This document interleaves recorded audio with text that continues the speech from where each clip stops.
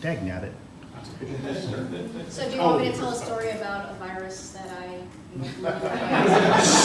contracted on a Saturday? You took a cruise ship to Italy and you're fine. It's just allergies. Funny story, I have a friend that is now working for the Navy out in Italy. And I talk to him every morning on Google Chats, and I just ask him like how he's doing, how's it going out there. They're all quarantined. He has to go to his apartment and work from there. So it's kind of, yeah, we're taking a lot of precautions. So good afternoon, everyone, or good evening. My name is Joan Melendez-Misner. I work at Blue Origin. As the president said, I'm sorry, I'm really bad with names. That's fine. Right. It's fair. Okay, perfect. It's totally fair. Yes. I'll get it eventually, because I'm also a member.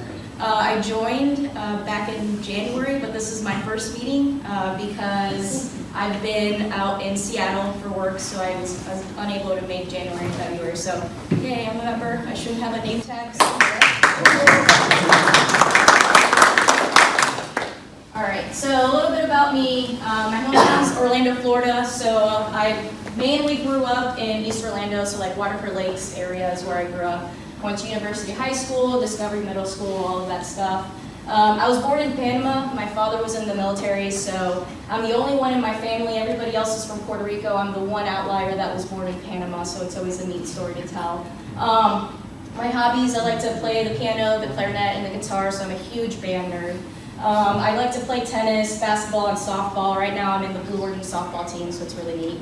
I'm also into photography and videography. It's a lot of wedding photography, but I've also gone outside during launches, so I'll do like the streaks and stuff like that, so that's really neat. And then I also like volunteering, so a lot of outreach programs. I like to give back to the community because I had a lot of good mentors when I was in college and when I was in high school. So, I want to get more people involved in the STEM careers, specifically women.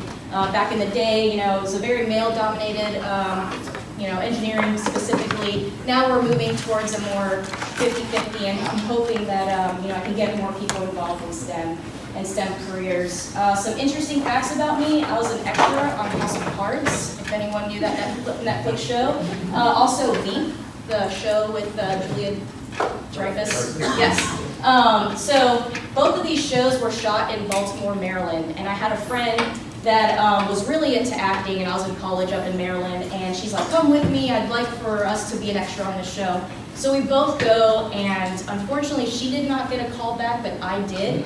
So that was extremely awkward, but my sister has a really cool screenshot of me in season 2 of House of Cards. Kevin Spacey is walking down and I'm a reporter, so it's a very split second. Also, there's another scene of I'm walking into a room in the White House. I think Robin Wright is walking down the hallway, and then you see me just walk into a room, and that was pretty much it. Literally a split second, but it was kind of neat. I also got a backseat ride on an F-18. So this is me right here in all of my flight suit. This is me taking a selfie up in the air. Not many people can say that they've taken a backseat ride on an F-18 jet. It's pretty neat. I have no idea how I got up there. I've maneuvered my way into it with charm and persistence, and so, long story short, I was working on engine failures for the F-18 on a project, and I was like, look, for me to really understand what the pilots go through, I need to go up there, and they bought it. So I was able to go up there, and I was extremely excited about that. It's one of the best experiences of my entire life. I've also been on a Navy carrier, so if there's any veterans, the 73, which is the George Washington. Excuse me, I was out there for about 7 days testing. This is all the engineers that were out there. We took a picture in front of the 73. It was really cool because I was able to walk onto the ship, and then I was able to get catapulted off as well. So again, not many people can say that they've done that, but I have in like the 8 years that I've been in a professional setting. So I was on a C2. It's pretty cool. So it goes from like 0 to 60 if you're catapulted off of a carrier, but you're going backwards, so you really don't know when you're going. So it's kind of like if you take the Hulk and you take it backwards. It's excitement for about 2 seconds, but then you have an hour-long plane ride with only 2 windows, no AC, back to the base. So that was not very fun. And then I was an intern on Capitol Hill for the House Majority Whip, which I just found out today, which I'm really excited. I'm applying to be a NASA astronaut. So I'm really excited about this, and I just got the reference for this specific congressman for my applications. So,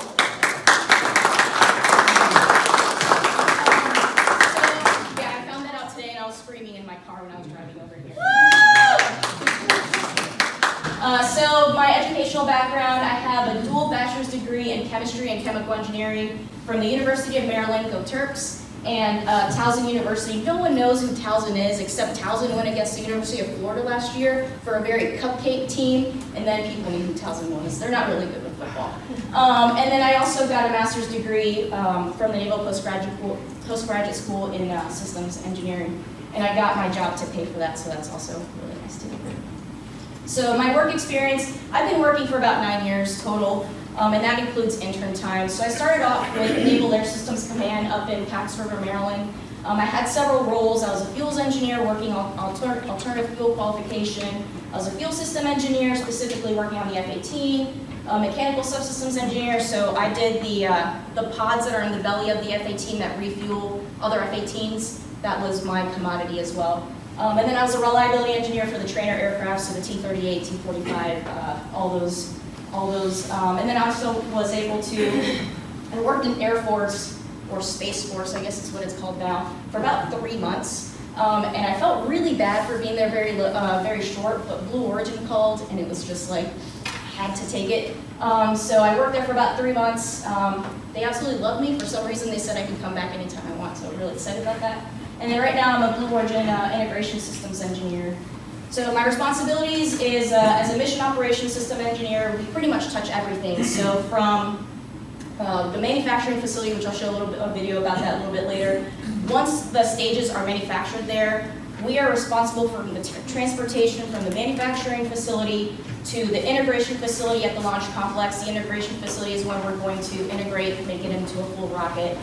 From there, we use a transporter erector to roll it out to the pad, put it up vertically. From there, once it launches, any communications to the rocket we're still responsible for because we're responsible for the mission control, the launch control side of things. And then once the first stage comes back and it's landing on a drone ship, we're also responsible for that. So it's a really large scope. We have a lot of systems engineers for every single one of these subsystems, but I was lucky enough to be the one that looks at every single one of them. So the cool thing about that is I get to know all of the subsystems very well. The only downside is I'm going to have to be extremely knowledgeable for every single one of these as a systems engineer, so there's a lot of stuff that I need to catch up on. My responsibilities are system safety, verification testing. So right now, we're moving from the design phase to a lot of the verification testing to make sure that our design is correct. So I'm in charge of a lot of those testing, and then also trade studies that involves the testing as well. All right, so now that's a little bit about me. Any questions on that? Please feel free to interrupt. I'm very informal, so if you have any questions, just shout it out. Good, because I'm glad nobody's paying any attention to me at all, right? See this All right. sneaky stuff on the side. So our vision for Blue Origin as a whole, as a whole company, is we want to see millions of people working and living in space. That is a really big goal, and the first thing that you want to do to get towards that goal is reusability, right? So does anybody know how much a pound of payload costs to send into orbit? 10,000? Yes, so about $10,000 or 1 pound to go into orbit. You think that's insane, right? But back in the day when the space program started, it was about $40,000 per pound.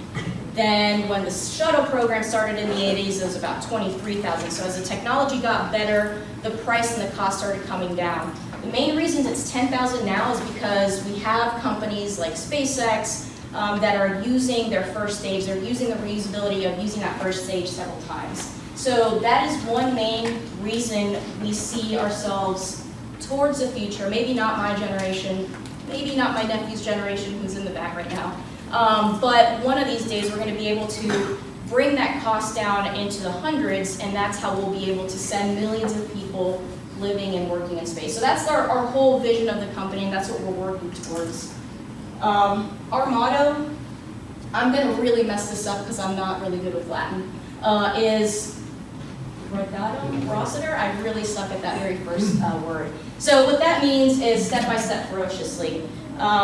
Jeff Bezos, which by the way, when I first interviewed, a lot of people kept saying Jeff, and I'm like, who are they talking about? They're talking about Jeff Bezos, so they talk to him like as if they know him. I come from the military side where you tell people call them by their rank, call them by Mr. and Mrs., so it's really weird when they're talking about that. I'm like, oh yeah, it's Jeff Bezos. So his main motto is step-by-step ferociously. So what that means is there's two different types of philosophies. SpaceX, and I don't mind talking about SpaceX, we're all space neighbors. We all support each other.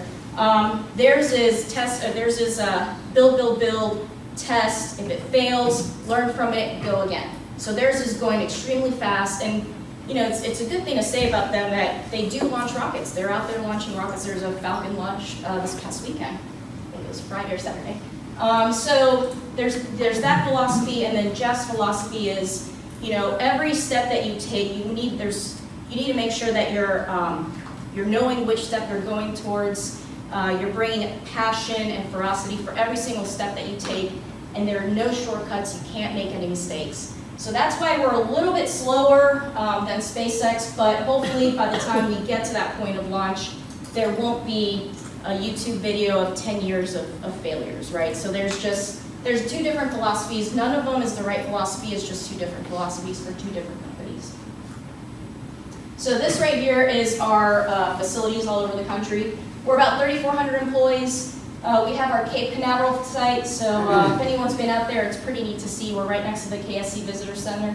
That's where we're going to manufacture our new Glenn rocket and then also launch it from our Florida site. Our main site is the Kent facility out in Seattle, which right now it's a zombie land. No one's actually at the office. They're all working from home.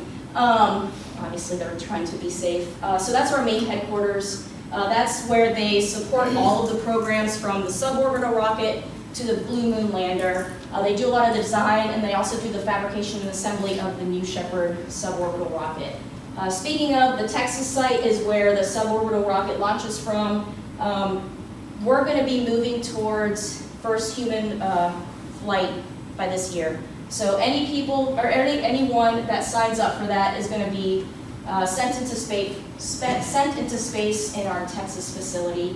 We just built our Huntsville facility, which they just opened up in January of this year. That's where we're going to do our full rate production for all of our engines that we're manufacturing here in the United States. Then we also have the sales and the government in Virginia. In the future, we're going to probably do something at the Vandenberg Air Force Base as well. And then not shown here, we just opened up a facility in Los Angeles. So we're kind of growing. I think by the end of this year, we're going to be estimated to have about 4,200 people in our whole company.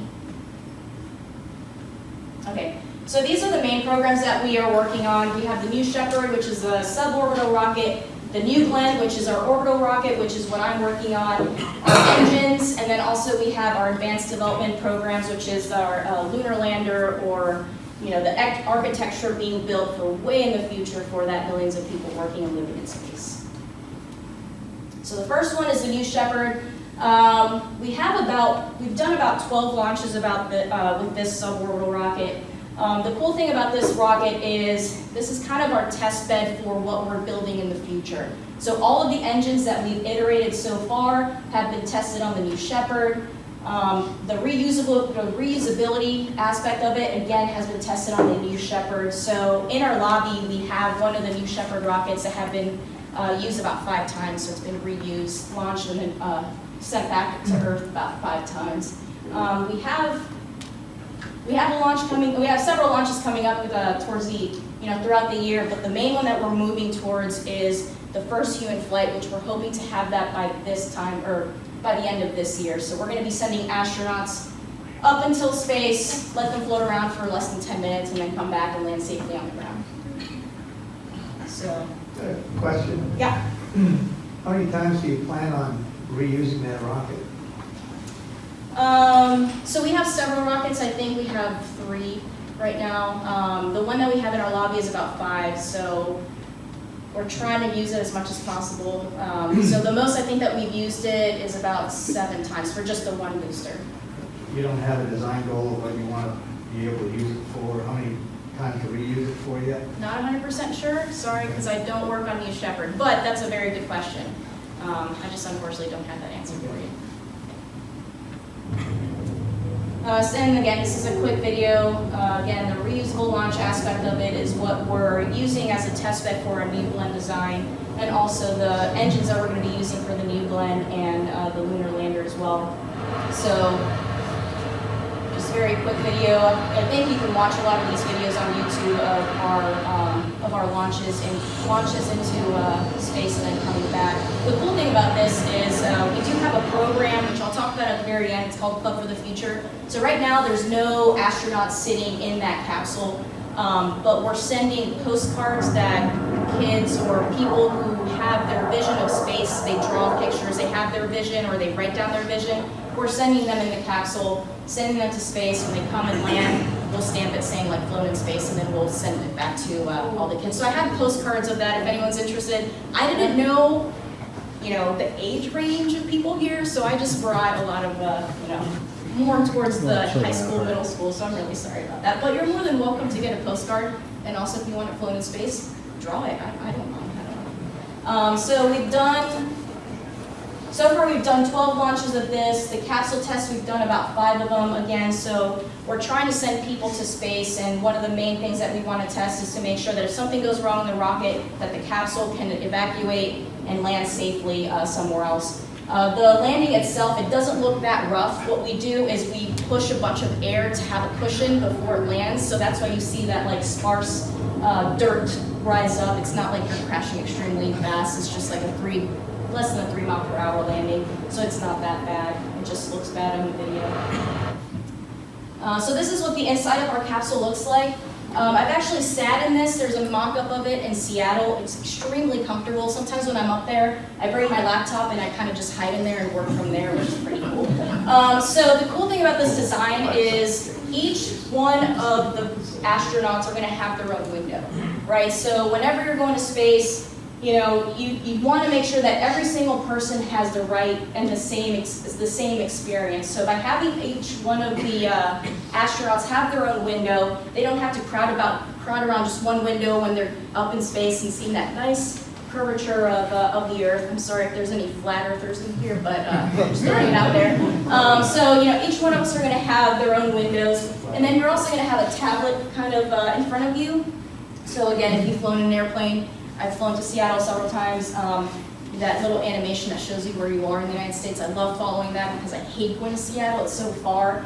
It's going to kind of be the same thing of like where you are, what the rocket's doing. The other thing that we're trying to do is film the experience. So we want to film every aspect of the experience of the astronauts going to space. If you're going to pay a good amount of money, which I can't really say how much it is, but I will say the Virgin Atlantic version, they're looking at about $250,000. So if there's any millionaires in the audience, congratulations, you're more than welcome to come up here. I personally can't go unless there's like a blue employee discount of free. That would be fantastic. They're going to film everything from the inside of the capsule to everything surrounding you. So it's pretty neat, and the mock-up is really cool. If any of you guys watch the show, The Expanse, sweet. I love that show.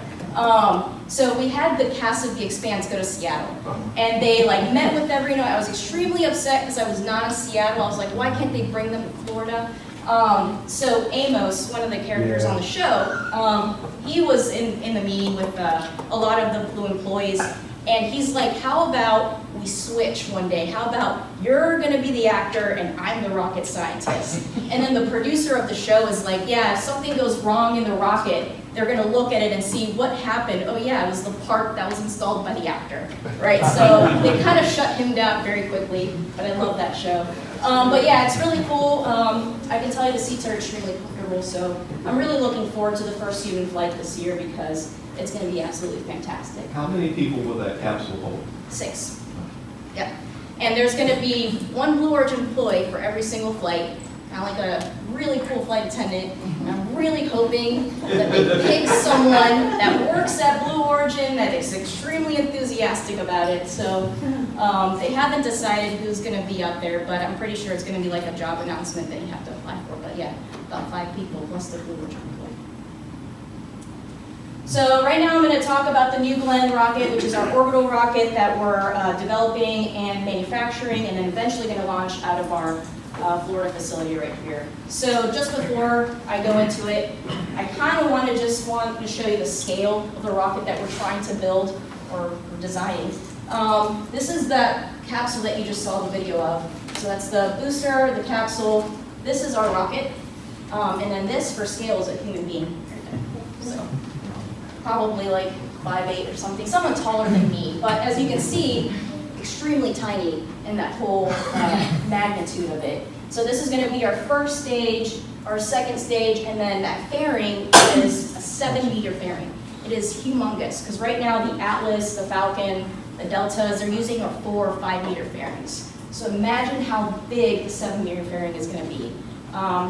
Blue Origin has actually done a very good job lately of, if you go into their social media sites, so like Twitter, Instagram, Facebook, they showed a video of our 7-meter fairing that we currently have in our manufacturing facility. So you'll be able to kind of see the sheer magnitude of how big that is in the video. So this is kind of the comparison of all of the rockets. The Saturn V is always going to be my absolute favorite, so kind of sucks. But I love the Saturn V. Currently, this is the Delta Heavy, the Falcon, the Vulcan, which is the new ULA rocket that they're working on. This is the New Glenn. The first stage is almost as big as all of those other rockets.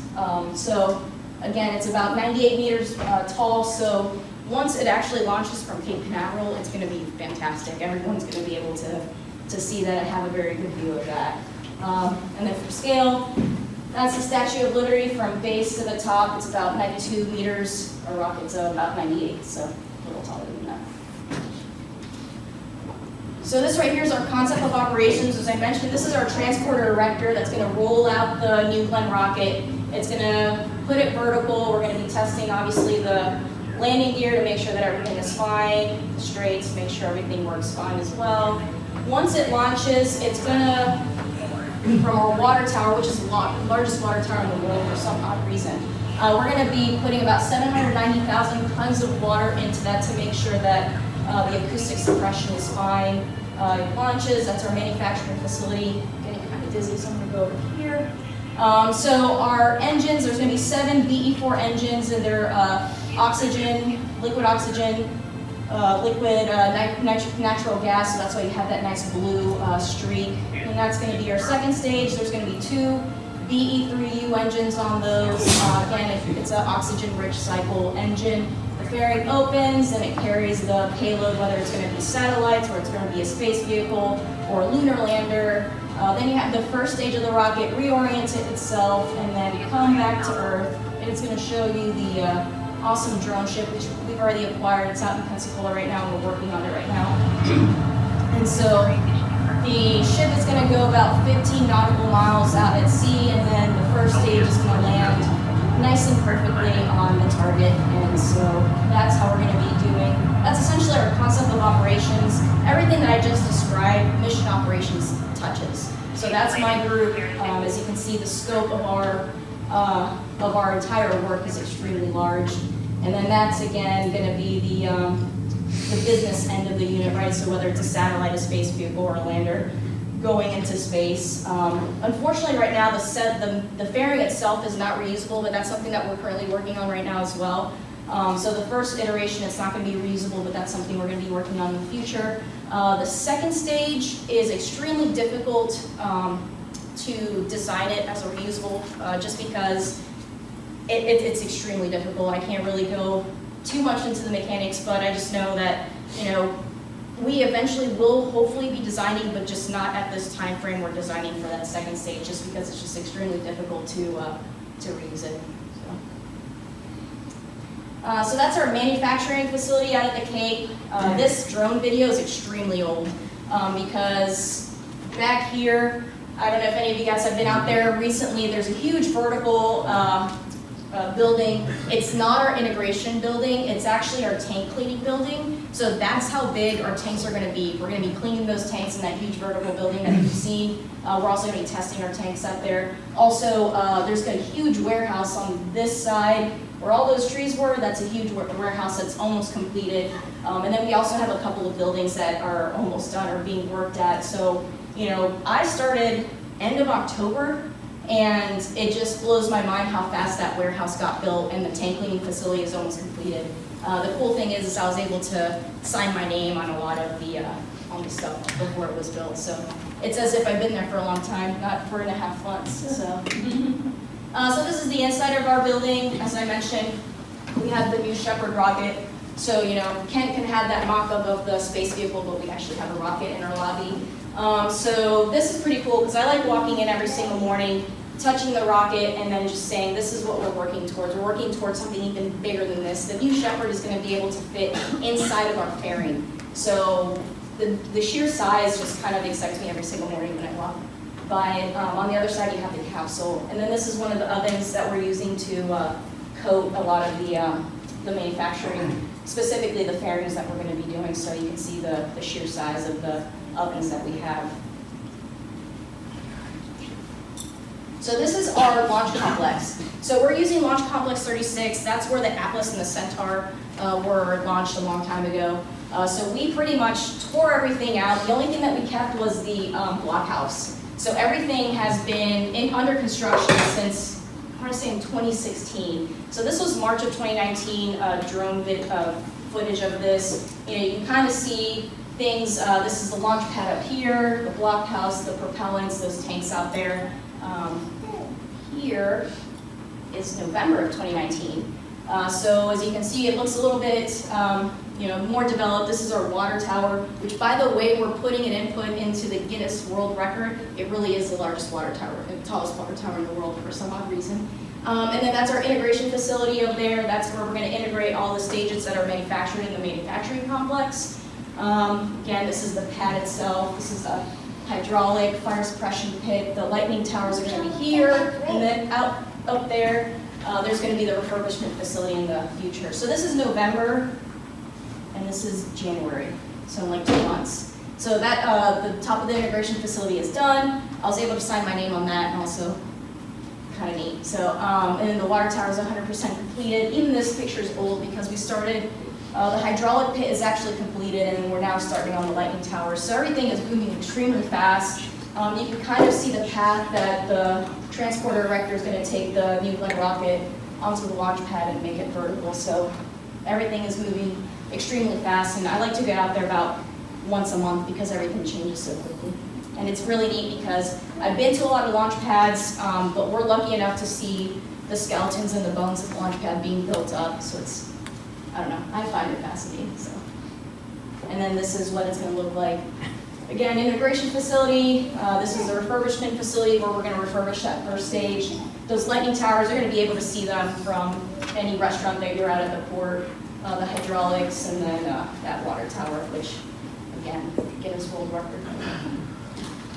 So right now we're going to move into the engines. We just opened up the engine facility out in Huntsville. We're going to be testing a lot of our BE4s, which is the engines that are going to be used on the New Glenn. BE7s, which is going to be our lunar lander engine as well. As I mentioned very briefly, and I'm not an engine person, so I'm really sorry. We're the first American company that is building an engine that is oxygen-rich cycle.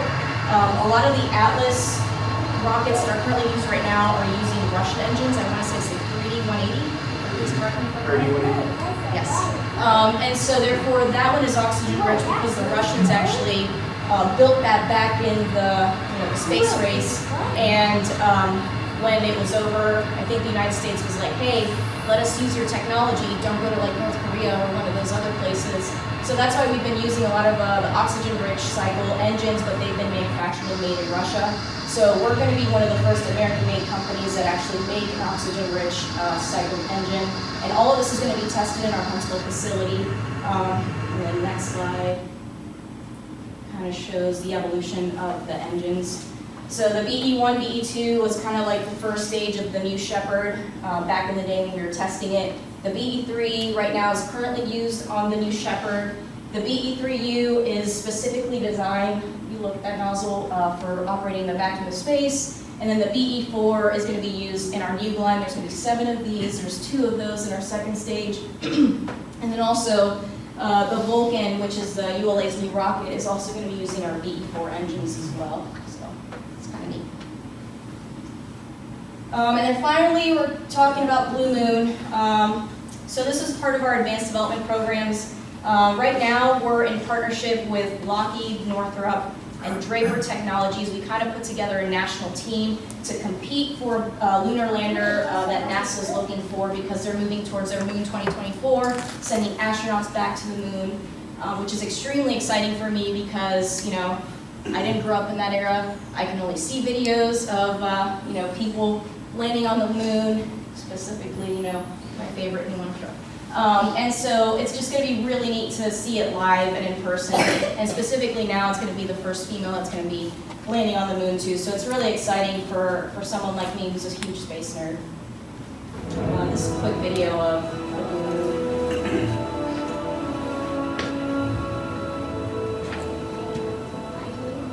So this is going to be a carrier. So it's not only going to carry astronauts, but it can also carry small payloads. So if there's going to be any research that's going to be done, it can deploy small payloads to the moon. And then also there's going to be 4 robots essentially attached to the Blue Moon, just so they can do research and things like that. I'm sorry, I'm not really into the advanced development side of things, but they do come out with really cool animations that I can easily show when I'm doing presentations. So, and again, this is going to be using our BE7 engine. BE7 is, all of our engines are a variant of the new Shepard engines, so that vertical takeoff, vertical landing technology that we've mastered with the new Shepard, we're using that design, or we're using that design as a baseline for our BE7 that's going to be used in our Blue Moon, and also our BE4 when it lands on the drone ship as well. Also, Seattle has a mock-up of this as well, so rocket, lander, I don't know which side is cooler, but I got to take a picture in front of this, which is cool.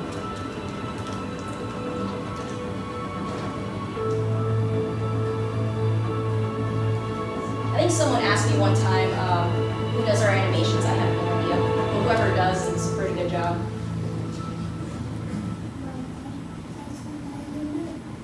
So, before I go to the next slide, that's pretty much all the programs that we're working on right now. So, I mainly talked about millions of people working and living in space. You start off with the reusability aspect of things, and then you partner with NASA to bring people to the moon, astronauts to the moon, and then you also make affordability for people to experience space. I know that New Glenn eventually is going to have a space vehicle attached to the New Glenn, so that's going to be also a neat experience to be sending astronauts to space. So there's different ways to go to space. You don't necessarily have to be a NASA astronaut like you typically would.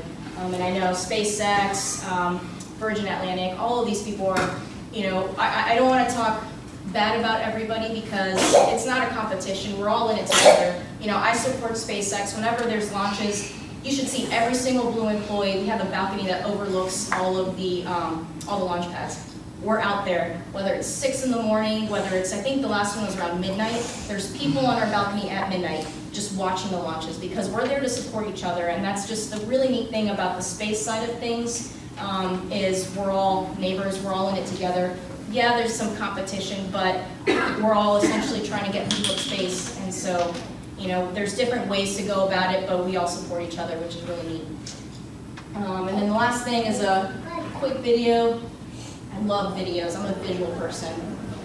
So again, this is our Club for the Future, which I talked about earlier. This is Jeff, not Mr. Bezos, this is just Jeff, giving a video obviously a multi-generation vision. One of the things that we have to do is inspire those future generations. And so today I'm announcing that Blue Origin is founding the Club for the Future, whose mission is to inspire young people to build the future of life in space, we're going to So, ask K through 12 part of, students to send us postcards. sending millions of with their people to dreams space and as well is and we're the gonna public send them to support. space in New Shepard. So having people Bring back no enthusiastic back. about space exploration, about what we're doing, whether it's Blue Origin, whether it's SpaceX, whether it's NASA, getting the public support is extremely critical when you're trying to design space vehicles that will be sending people to space. So the Club for the Future, I'm just going to quickly summarize it because they just go into, is we're trying to get, the next generation that's going to be taking over my job in the future, that's going to be joining us, it's going to join SpaceX, NASA, whatever space company. We're trying to get them involved at a very young age. So what we do is we have these postcards, as I mentioned earlier. A lot of these kids, usually it's between K to 12, but I'm not looking. If you really want to design a photo and put it on there, if you're really good at drawing, I'm not. So again, we're going to all of these schools. We're doing outreach to get them enthusiastic about space, and they get to draw what their vision is going to be. So whenever they're going to be the next rocket scientist in the future, whatever space company they want to join, or if there's a new space company, they have that enthusiasm at a very young age. So these postcards are really neat. Like I said, they'll fly in the capsule, they come down, and then we stamp a float in space, and then we send it back to the people who drew the postcards. So it's really neat because, growing up, it would be cool saying that, hey, my drawing went to space, and I have it right here in my room, and it has a float in space. So I brought a couple of those postcards here, so feel free. I have like over 100 of them. Feel free to grab them, whether for yourself, I'm not looking, for your kids, for your grandkids. It's pretty simple. You just draw your vision, or you write your vision of space, and then I think you put a stamp on it. You go to the website for Club for the Future, and it tells you where to send it to. And I think you put your address on there so they know where to send it back. But it's a pretty neat program. Jeff is very passionate about getting people involved. He does a lot of outreach. This is one of the things that he's really passionate about, is the Club for the Future. So it's pretty much my presentation.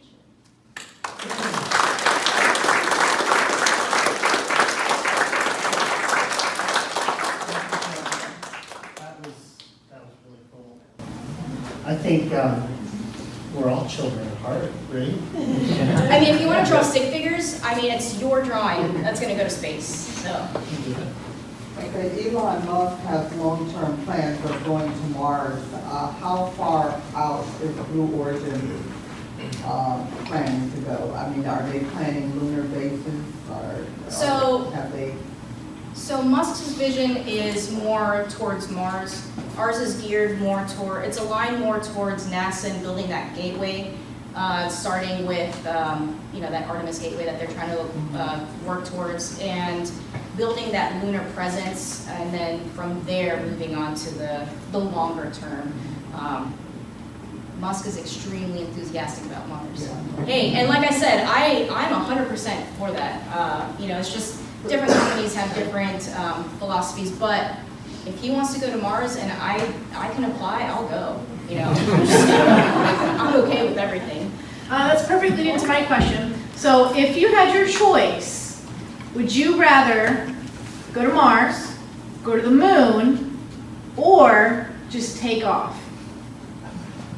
and start exploring? So if you've seen the show, The Expanse, one of the guys, and I keep saying that show, you guys need to watch that show. It's fantastic. And not because I'm promoting an Amazon show that also looks bad, but it's fantastic. So there's one guy who goes in there and he invents, I think it's like the Epstein. The Epstein, yeah. So it's like the Epstein drive helps them propel them like extremely fast through space. I don't want to do that because it was like 10 seconds in an episode and you don't know what happens to him. I don't want that. I have a very modest dream. They say that you can actually, with a good telescope, you can still see his engines burning. As he's on his way out. I'm only on I just started season 4, so please no spoilers. I'm up to book 8. But, yeah, see, I should probably read the books too. But, the moon.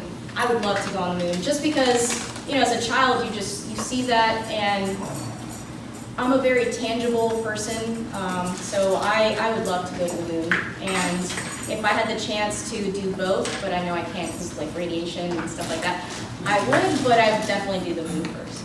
know, all the excitement, none of the reach. Yeah. Not to be Debbie Downer, and hopefully this is blown out of proportion. I hope that's your answer. What are your concerns about orbital space junk and continued launches, just adding to it to the point where it's like too dangerous to even leave the planet? So that's what the Space Force is made for, right? To help with that? I'm just kidding.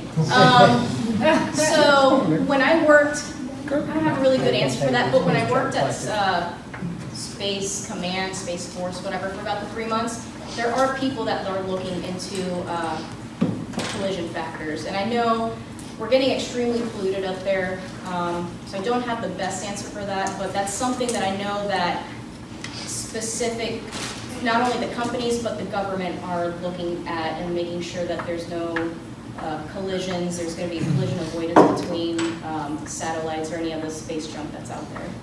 I don't have an answer for that. Would you say that all the competing brands are going to be tied together under some unilateral agreement and best practices to avoid?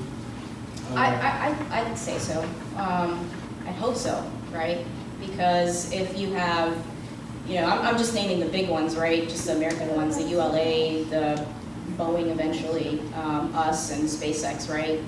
We don't But want. nowadays, you've got to consider other countries like China. Yeah, that's what I mean. Yeah. You know, it's not just us now. Yeah. So one thing I will say with regards to space, because I worked DoD for most of my career, right? The space side of things are very good with working with one another, specifically with countries too, right? Different countries. Not 100% with China, just because they do their own thing, right? But you know, I would hope that eventually there would be a best practices for all of the countries to work together, because that's my hope, and I'm a very big optimist. You can ask my sister in the background. I'm super optimistic, but I don't see that right now. I know Blue Origin would probably, I mean, the American ones would definitely come together, but you know, we work with other countries as well, so hopefully one day there'll be like a best practices for that. Yep. We know that Jeff is putting a lot of money, obviously, into Blue Origin. Are there other investors, or is the plans to go public? You know, what's the financial future? I really hope we go public because I have stocks in Blue Origin. That would be fantastic. So, you know, that's an excellent question. A lot of people, you know, what if something happens to Jeff, or what if he, you know, his family does not want to continue? So that's what, right now, we're mainly funded by Jeff, but this is the pivotal year with, you know, the BE4s, with Vulcan and ULA. I know that our advanced development team are working extremely hard, you know, with that NASA Blue Moon contract and other contracts that we're hoping that we've reached a peak where the Jeff money is no longer not needed, but we've come to a point where we're going to have a lot more business, that money coming in versus just Jeff funding the company. So yeah, we're definitely looking into that. Yeah. So for the advanced science stuff, for like the moon and millions of people living in space and lunar bases, which is definitely on the horizon for you guys, right? How does the politics of like having established entities on the moon work? Because I think politically, like, no one is supposed to have claim to anything on the moon, right? Have you seen At least no countries. Well, sorry. Oh, I did see it, and I wasn't super crazy about the film, but I really liked that they tackled moon politics, Yep. right? And so, yeah, I don't like as far as these private, because it seems like this is all going to happen privately, you know, instead of like from a government standpoint. So, like, how are you guys going in with that? You know, what are your guidelines? Yeah, so all of the offices, you know, the advanced development side of things, they're just looking at the science. We also have that office in Virginia that's working really closely with government and also sales to make sure that, you know, when, I'm pretty sure government is going to have, I don't know how to answer that, because it has to be like a best practices kind of thing, because it's not going to be the United States the only ones up there, right? Of course not. Yeah, so I'm not 100% sure how I'm going to answer that, but there's another slide. So you guys are infrastructure. It's like trying to imagine in the early 1800s what the trains were going to do. Right. I mean, look at where we are now with the interstate system and airplanes that can fly across the continent in a few hours. And when they were first like, hey, this steam engine thing, if we put tracks down, we could move cargo and we wouldn't need a river. And that's almost where we are right now. And you guys are building train lines and tracks. We're going to get you to the moon, but what happens then is not. I mean, Blue Origin doesn't have any plans to go to the moon and mine and set up factories. Yeah, if you go to the next slide, the thing that eventually, I mean, again, it's not my lifetime, but if you guys have heard of the O'Neill colonies. What O'Neill and his students came up with Yeah. was the idea So, of manufactured world. he's really big on animation. I'm really, to create artificial that's gravity essentially for what he the wants, force. right? Is we want to These are build very several large structures, miles on colonies, end, and hold or millions cylinders, of O'Neill people or cylinders that are each. gonna help propel that millions of people. No, so not necessarily Here's just International lunar Space Station for development. scale. I think we're going to focus more on the architecture, so sending This is the a people very to the different moon. kind We'll let of other people space decide on colony. actual lunar bases. What we're trying to Let's focus take a on, look at what they again, might look this like is just inside. like way past my lifetime and many lifetimes, High-speed is O'Neill transport, cylinders, agricultural areas. different colonies out in space. So We have that's a little the drone there. goal. But yeah, we're not really necessarily looking at the Cities in the background. Is that what they're called, O'Neill cylinders? They have Yeah, one of there's those a in the expansion physicist, I too. don't know his first name, Some but of his them last name was are O'Neill, recreational. and he had this Gerard. vision. Gerard. Yeah, You have a recreation. back in like the 70s, he had this There's vision. a book, it's a really thin book, but it's a With great your own book wings. on, Some would be national parks. space colonies, Yep. called The High Frontier. These are really Yeah, pleasant yeah. places to live. Some So of this these is what that is modeling, O'Neill colonies is might hopefully choose to bringing that replicate to Earth life cities. eventually. We will never see They this might our pick lifetime, historical cities. but that's essentially what the vision is. So, They're beholden kinds Oh, of yeah. architecture. it's kind These of. are these are ideal. Yeah, It's okay if I have one more question? go ahead. So one thing that really, the first thing I found striking of the capsule, inside the capsule is like so streamlined. I mean, there's like nothing in there, or it doesn't look like there as far as controls and things like that. I mean, all these systems are fully, like, that's a huge, fully automated, right? So is there any, for passengers, is there any, like, option they have if something just went horribly wrong or they have to, there's nothing, right? So yeah, so that's what the Blue employee is going to be there for. Okay. I joke that I want to be there, but Right. they're going to have someone specifically designed, whether it's like a pilot. Well, I mean, if you are a pilot doctor, you are 100% going to be chosen to be that sixth Blue member, right? You know, you want to make sure that you have something on board, at least someone medically trained, but definitely some pilot experience if something goes horribly wrong. That's what that Blue employee is going to be there for. So you're not gonna bring any duct tape? You can. I mean, that's going to be their decision. Just in case. But, yeah. Okay, so last question, we'll wrap up here. What does it feel like to be such an intricate part of history? It's a loaded question. I mean, right now living in the design side of things, like, so the new Chevron's already designed and tested, but being on the design side of things and seeing what we're going to be building that infrastructure for what that vision is, I pinch myself every single day because I'm a part of it, you know. I'm gonna be, and that's why I joined, you know, I went from the DoD military aviation side to the space side because I saw, I don't want to say the next space race, but the next big thing is happening right now in my lifetime, and I want to be a part of it. Because I know back in the day, if I was alive, I would have loved to be a part of NASA, building the, you know, the Saturn V, the Apollo, all of that. I would have loved to be there, but since I wasn't, this is the next step. I think that this is the next step, and that's what really made me want to be involved with the space industry right now. Cool. So again, if you want any postcards, I'll leave them up here. I also have some stickers if you guys want some.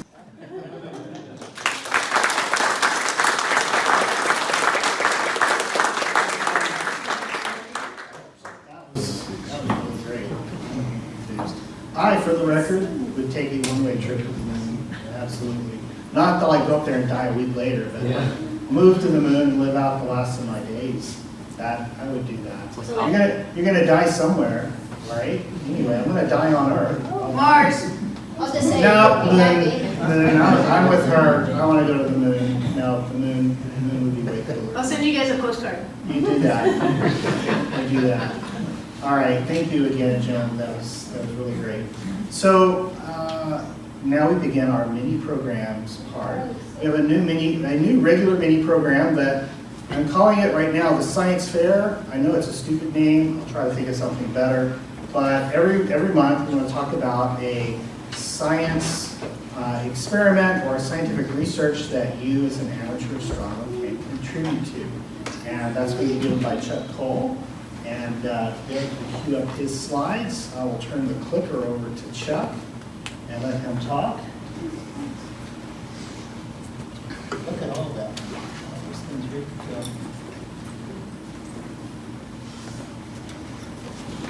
Well, it's about DSLRs, so that's a picture of the one I own. Here's the clicker. Turns out there's an amazing amount of stuff you can do with just a DSLR. And it turns out some of the more advanced point-and-shoot digital things have the capabilities to do scientific work as well. That was a real surprise for me. I'm going to run through this mighty quick. This is really skimming over it pretty lightly. At the bottom here, this manual, the ADSL, DSLR observer thing, that's pretty meaty. There's a microphone there. I think maybe that might be helpful for everybody. Well, before I babble on, just a comment. Many of us have been involved with the space program. Right after I graduated from Stetson, the guy from DeLand here, I had a summer job working on the Apollo support program. And I checked the wiring for launch pad 39. I still have some of the prints and so forth. And I went off into aerospace and so forth. But anyhow, but it's surprising how many of us around here have had significant background or direct connection or something with the space. Okay. You can do essentially photoelectric photography with your DSLR. And note that it's interesting that a pretty picture of many of the astrophotography things may not be scientific at all. That neither the positions, nor the brightnesses, nor the colors are likely to be valid scientifically. But I don't want to get lost on that one, but it turns out that lenses and mirrors don't actually put a regular coordinate system out either. So, anyway, but, I approve of your income. by far, the majority of the stars are variable in some way, shape, or form. That you may think that they're not really variable, but they are. And observing the variability is very much like a physics laboratory. There's a tremendous amount that can be learned. And the very same physical processes at the bottom. It's pretty much the same way all over. Now, but there are countless options, more thousands than you would ever daydream of counting.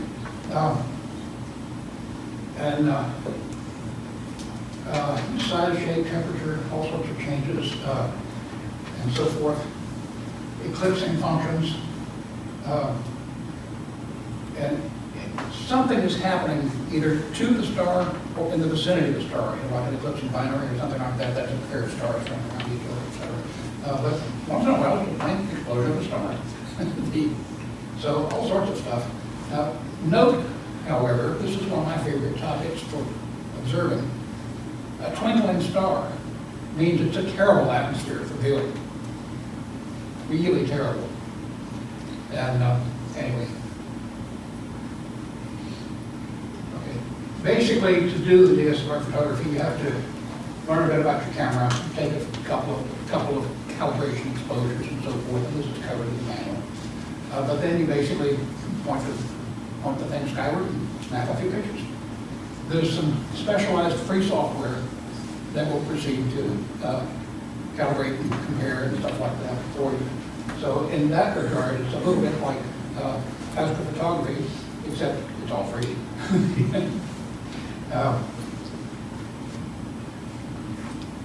Now, there's a great deal to the processing, and the procedures are simple. Anybody can do it. It doesn't require any special technical background or anything like that. It's something that is accessible for somebody with no technical background whatsoever. It's basically a procedural thing. You just, start here, go there. And AVSO has wonderful documentation. There are some user groups and things like that. So, but then once you start taking some pictures, you can submit the data results, and your results are significant contributions that are used to point things like Hubble Space Telescopes and stuff like that too. But anyhow, that's it. So that really skimming lightly. Thank you, Chuck.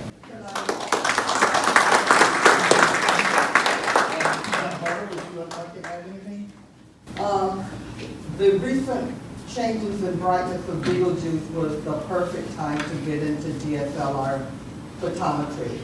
And AAVSO used to offer a 4-week course on DSLR photometry, and I used to teach the course. I haven't been able to teach the course lately, but I do offer mentoring through AAVSO. And these last few months, I had a guy from Dubai who wanted to start. But a few people got started just in the last few months because of Betelgeuse. Mm-hmm. And since Betelgeuse is so bright, you don't need any fancy tracking equipment. He basically just started with a tripod and an 18mm lens and 15-second exposure, and got great measurements of Betelgeuse. So it's real simple to do to start out. And camera on a tripod, that's about as simple as you can get for astrophotography.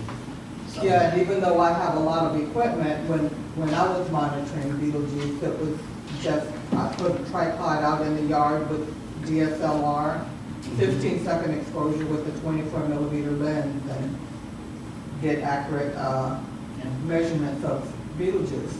And they need those estimates because people with big telescopes, like I have a 16-inch telescope, but that's too big, and Betelgeuse is too bright for something like that. You actually need something like a wide lens so that you get a lot of stars where you can compare the brightness of Betelgeuse to. And you don't need long exposures because it's so bright. So you get very scientifically valuable information from just a tripod, camera, and a lens. And what if somebody wants to contact you for a mentorship? How do they get a hold of you? Barbara Harris. We could put up my email address and phone number, but yeah, I do mentoring usually for if you call AAVSO and ask for a DSLR mentor. Okay. Kind of get me. Cool. Yeah, you gave a talk on variable Yeah, stars. The this whole, time last I mean, any of these little topics, we try to say in 5 minutes what really needs an hour. So it can get really involved. So really the goal with Chuck's presentation, what I'm about to do next, is not to go into great detail, but just to make you aware of the different types of things you can do. And if it doesn't strike your interest, well, we only took 5 minutes of your time. And if it does strike your interest, you can contact us, and we'll be sure and waste lots and lots of your time. I mean, occupy lots and lots of your time in the future. So thanks, Barbara and Chuck, for that. So my mini program is going to be on the astronomy lead one. Let's see, globular clusters, that one. Yes, thank you. So all CFAS members are members of the Astronomical League, and the Astronomical League has a number of observing programs. And I've talked about some of the observing programs way back in the past, And there are so many observing programs, I figured I could actually talk about one observing program a month and not run out of observing programs to talk about. So I'm going to take just 3, 4, 5 minutes most every meeting talking about a particular observing program from the Astronomical League that you might be interested in. And one of my favorites, yes, Chuck? The website says that CFAS offers some of the certificates that used to be Astronomical League awards. That CFAS offers the awards? Yes, specifically it states that CFAS offers the Messier. If you are belonging to a club that's also a member of the Astronomical League, when you join one of these observing programs, you have to get your information to the Astronomical League through the club. Right, so the last slide says that if you want to do one of these observing programs, the Astronomical League coordinator from CFAS, who's me, does that. So you will get your stuff and you submit it to the Astronomical League through me, but the certificate is actually from the Astronomical League. I'm just coordinating, so CFAS will coordinate that That's for not you. what the website said. Well, send me a URL and I'll check on that and see, and I'll send them a note if it's incorrect. We'll get that taken care of. Yeah, because they won't accept it directly if you belong to a club that. Actually, I thought they did. I thought you had that option. Only if you don't, you can be a member at large. Okay. And then you can submit directly to the Astronomical League. I need to change my last slide, but thank you. Sorry. No, don't be sorry. If it's wrong, it needs to be fixed. I am not one of those people that minds being wrong because it means I'm now smarter than I was 2 minutes ago. So I'm okay with that. So the Globular Cluster Observing Program, this is one of my 2 favorite observing programs because you can learn about globular clusters. Now you are amateur astronomers. You set up the telescope, you look through the telescope, you go, that's pretty. Now, I don't want to hurt anybody's feelings, but if you watch a football game, does that make you an amateur football player? Not really. So here's a great way to actually learn some astronomy while you're doing your observing, or these various observing programs. And the Globular Cluster Program will teach you about globular clusters. So when you're looking at a globular cluster and you're trying to get a family member or a spare victim at the Starbucks parking lot, say that's a globular cluster, you can tell them all about it because you went through the Globular Cluster Observing Program. This is one of the few programs you have to buy supplemental materials for. There is a book. It's only $14. You can buy it directly from the Astronomical League. And you will actually learn to classify globular clusters. They come in different varieties. And you're going to learn the classification systems of globular clusters, and you're going to learn what they're made of a little bit. The requirements are pretty simple. There's a list of 190 of these objects, and you just have to observe 50 of them. You can use telescopes. You do have to be an AL member, of course. They recommend at least an 8-inch telescope if you're doing visual. Another reason I like the Globular Cluster Observing Program in particular is because they have the option to do it photographically. So I'm building my list of globular clusters photographically, and they don't have to be 3 hours of exposure with 8 hours of pix and sight attention to make a beautiful image. Some globular clusters are worth that, but you can just take a luminance, one single luminance exposure, and this is what science does. A friend of mine does real science, and I was like, focus is so important. She's like, why? You just need to be close, because they're detecting objects. If your object is detect an object and get it, you don't have to have perfect focus. Astrophotographers are a little more exacting than that. But anyway, all you need is a photograph of it, a single exposure, and from that exposure, you can catalog it. You record, what equipment you used and where you were and those sorts of things, and you turn that in. Now, if you're doing visual, you have to pick from one of a smaller list of difficult globular clusters to find. If you're doing photographic, you have to pick from 3 from a list of difficult globular clusters to shoot photographically. And the difficult ones are, ones that are kind of hidden in big star clouds. It's like, well, it's just a big star field. No, there's a globular cluster in there. So you have to be able to pull that out. Also, Go-to telescopes are fine. If you're a push-to guy or gal and you want to, star hop to it, that's fine. But if you want to set up your LX200 and poke in, the coordinates and you look at it and make your observations, that's also fine. Some of the observing programs expect you to learn how to read a star map, and that's actually not allowed. So you have to push your big dot around on your own and try to find that thing and get it in the eyepiece. But we'll talk about those programs later on. So if you want to know more about the Globular Cluster Observing Program, you can visit the Astronomical League website, or you can talk to the CFAS Alcor Astronomy League Coordinator, which is yours truly. And if you want to submit, you can also go through me. I need to change, or directly if you want. Forget it. No, you can't do it directly. I thought you could.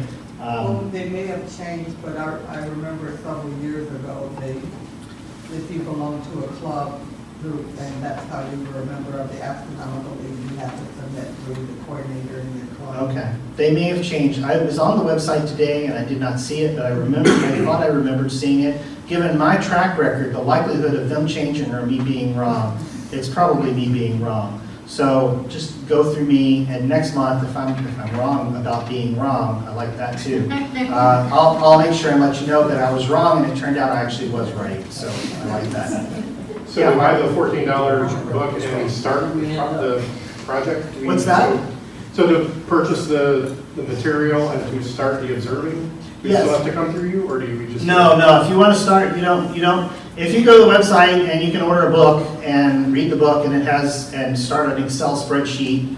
It doesn't have to be an Excel spreadsheet. It could be whatever. But you need a way to record all the observations, and it tells you what you need to record for each observation. The latitude, longitude, and all that sort of thing. And then the book will explain how to classify the globular clusters too. So the book has everything you need to know, and you'll learn all about globular clusters. It's pretty cool. And then you can say, I'm actually an amateur astronomer. I'm not just watching them on TV. So just saying. All right. And so that is the end of that mini program. Next mini program is Demeter, who's going to talk about our member astrophotos. So I'm going to shut up and let him drive that. All right. I don't know if you want to come up here or not here. Yeah, sure, I'll go there. Actually, can we make little lights, because these... Oh, yes, good idea. There we go. Nobody needs to see me. They can't even see me anyways, move it back. So we actually have a lot of submissions this month. Most of them are actually planetary or lunar photos for the most part. We do have some deep space objects. If you see your photo, just go ahead and raise your hand and make a mention about what you used, all the other goodies in there, so that way we get an idea of kind of what you did. So let's start off with our first one. So as I said before, I usually like to go from here on Earth all the way to deep space. So we'll start with, obviously is Richard Wright's, because it says Richard Wright on there. So. Yeah, I meant to send you one about that. So this I took 2 weeks ago at the Winter Star Party. If you get up about 4 in the morning and you wander along the berm, there are people set up camping and taking pictures of the Milky Way, and the summer Milky Way is coming up. And this guy had a red light in his tent, and I just thought it was a really nice frame up. Technical details: it was a Canon EOS RA, so one of the new mirrorless cameras optimized for astrophotography, and Sigma 20 millimeter lens shot at f1.4. That's if you don't know, if you're into optics or you're not into optics, f1.4, what does that gobbledygook mean? It means it's very fast, which means it records a lot of light very quickly. And it's like cheating, because this is 10 seconds on a tripod. This isn't a whole bunch of images tracked. I didn't have a little Astro Track or a Sky Tracker, just a camera on a tripod, pointed at there, and it took 10-second exposure. It's a really nice lens to have, and not actually too bad a camera either. All right, thank you, Richard. All right, and it looks like we have Mauricio.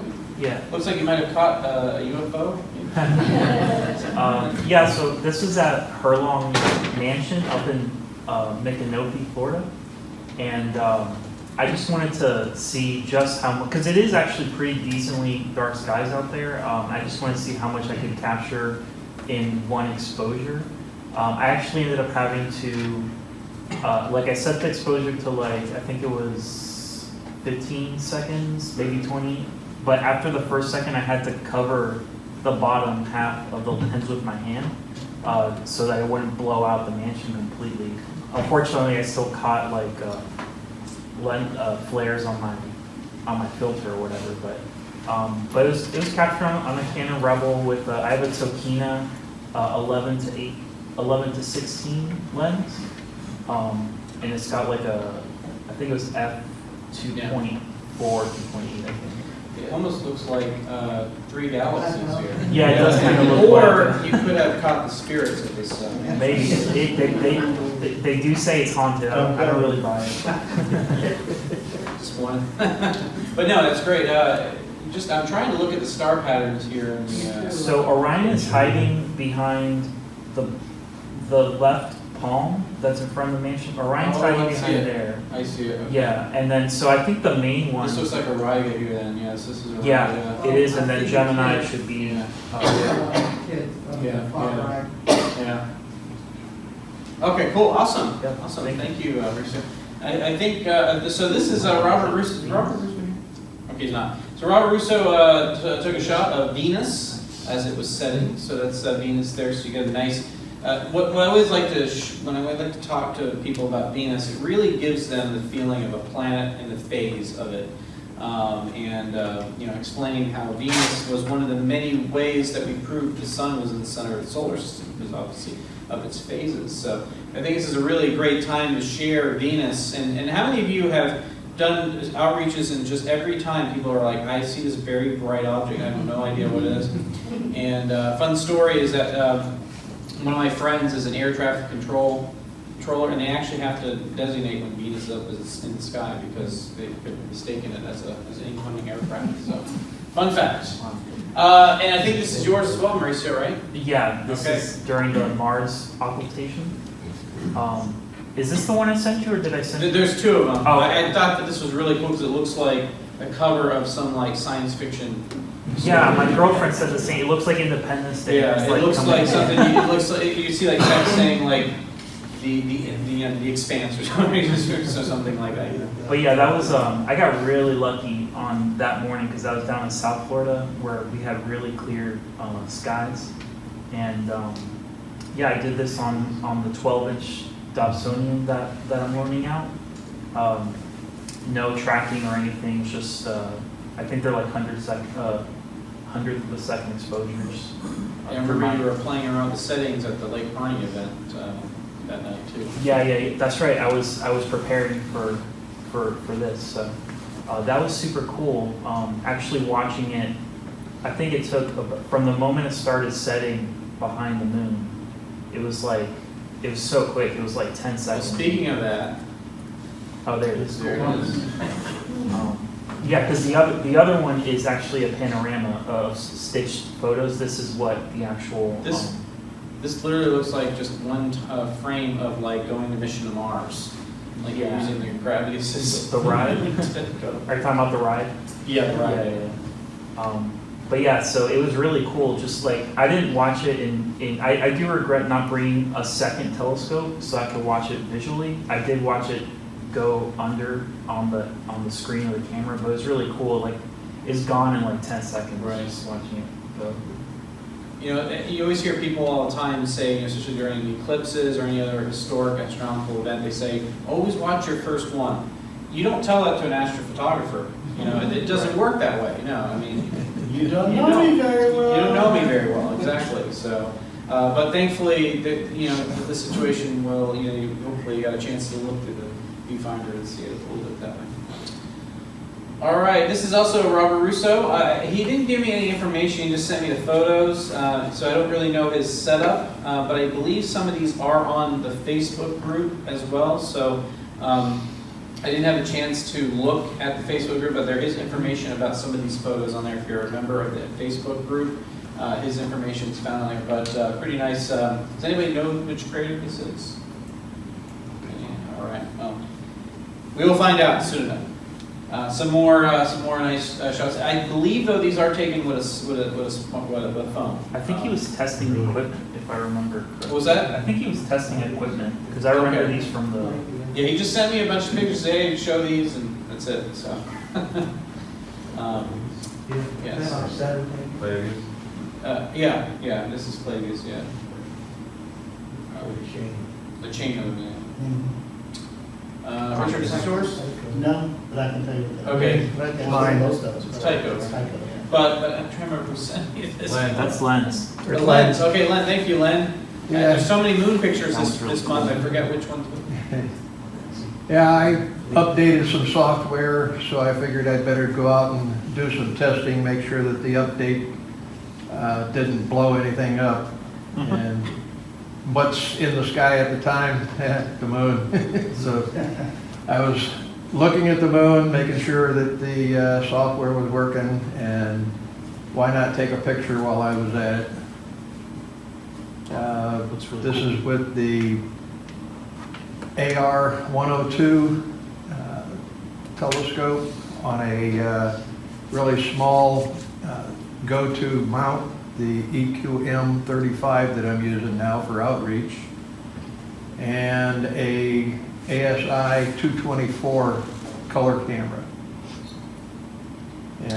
1/800th of a second exposure. I think there's 48 exposures that I had to stack. Wow, really? And stacked them in Registack 6, and then PixInsight to do some tweaking on it. Kind of hard to get the same kind of thing you'd get on Terminator. Yeah, You got full moon's almost really a full challenging. moon. Yeah, really this stuff up in here is pretty, that's pretty cool. Yeah, that's why it's off center. Yeah, don't discredit the moon. The moon is, I mean, you could spend an entire lifetime imaging the moon and really seeing all the interesting features of the moon, plus also the libation or the slow kind of, wobbling of the moon, getting certain features at certain times of the different parts of the phases of the moon. So, you could, as I said, the moon is a great object to observe in the sky if you're in a place where you just don't have access to darker skies or equipment that allows you to get photos of dark sky objects in a light polluted environment. This is also Robert Russo's Orion Nebula. Again, he was testing out equipment. I believe he did say that in this one, but as far as the telescope and everything, unfortunately I didn't get that information, but it's still a great picture of Orion. It's a great object to get. Even fun fact, a lot of the newer phones that are coming out are able to actually capture this kind of quality now. So pretty soon, within probably the next 10 years, we'll be able to start doing some serious astrophotography with our phones, which is pretty crazy. This year, Alex Pettit, is he still here? Yes. Okay. That's actually the first successful photo I had of this system that I've had configured for a while. It's a Stellar View 90mm on a Ioptron CEM25 auto-guided. It's an hour's worth of exposure, 3 minutes. And everything worked this time. In fact, this is the first time anything could all work together. Could have, this is, okay, I want to show you something. This is really interesting. And I contacted an astrophotographer guy I know in Seattle. The star, Almatech, that pattern is evidently due to the micro lens bleed over in the chip. You see, it's a square pattern. And that's really weird. Oh, it's super bright. Yeah. So I went through several narrowband filters, but it's all hydrogen alpha. Yeah. And that's just a coloration of You it. caught the companion star too, there's actually 2 stars there. Yes, So you get Yes. the one next to it as well. just barely. Mhm. Yeah, and that was with the with my new Optec autofocus. So that's so cool. That is so cool. It shifts it out of focus, then it watches the stars, it gives you the full width f maximum, and it draws this parabola as it goes in focus, out of focus, and then comes back. Just watching that is worth a show. Technology. Pretty soon we don't even have, we just hit a start button, it does everything. And then I think this is the final shot. Yeah, that's mine. That's the Horsehead Nebula, obviously. So I shot this at the Winter Star Party too. Also, with that same camera, I did the nightscape with. This is the Canon EOS RA, which is Canon's Astronomy DSLR. It's more sensitive to that red wavelength, which comes from the glowing hydrogen. And most of you know me, I'm a software developer in this industry, so I wrote the software that controls the camera, and there was a bug, and so I couldn't take longer than 30-second exposures with it on the telescope. And so this is actually just 30 seconds, this is only an hour and 15 minutes worth of 30-second exposures with that camera. And to get enough signal in only 30 seconds is pretty impressive. It's a pretty impressive camera. I was pretty happy with it. But Richard, yes. Where did you take this? At the Winter Star Party in the Keys. Oh, okay, so very good.